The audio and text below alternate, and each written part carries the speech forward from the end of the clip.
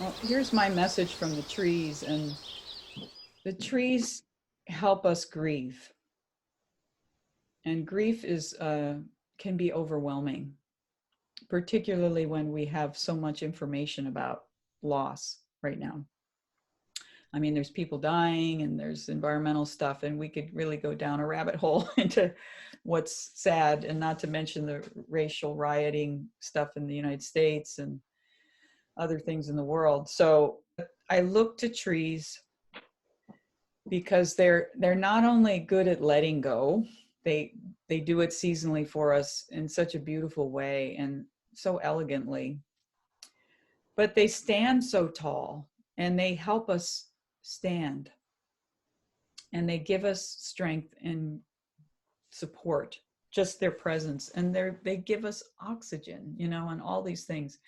So whenever I feel kind of beaten down, which I have many times in my life and been really on my back a lot of times, I turn to the trees for support and encouragement, but particularly for healing, because the trees have a lot of messages of how to heal. They heal and send communication above ground, but through their roots. And then they have their ancestors that they're growing on. The dirt, so much of our dirt comes from trees too, as well as our own bodies.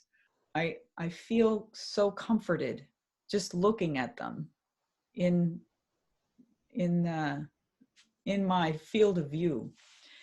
And if I sit near one, it's calming because they're alive, much like the rock, right? We talked about the rock a lot with the Clearing Fear series, but the trees are always renewing life.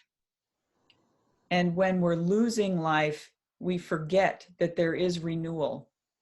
And the tree is like one of those in native medicine, it's a symbol of the North Shield because it survives winter. It's got this thick coat on of bark and incredible root system. And so the trees give us courage that when we've lost a lot, maybe our leaves and, it's a drought or something, there's these inner resources that can take us through difficult times.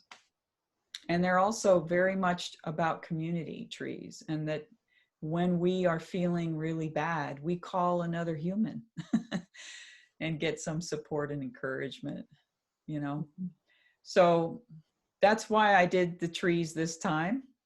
I think they help us connect to our core. They help us have the courage to go to the core. They teach us how to move from the core. All right.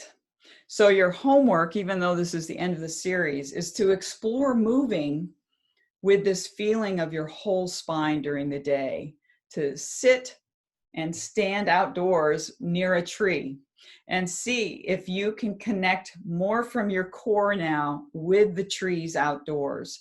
And ask, as we did last lesson, we talked about asking the trees a question and see if your body is clearer now to receive information from nature, from any aspect of nature, but particularly trees are awesome. Okay, so that's your assignment at the end of the series. I also want to mention this series is going to dovetail to the next series, which is about uplifting your head and neck. And I'm going to be working with the theme of courage and encouragement.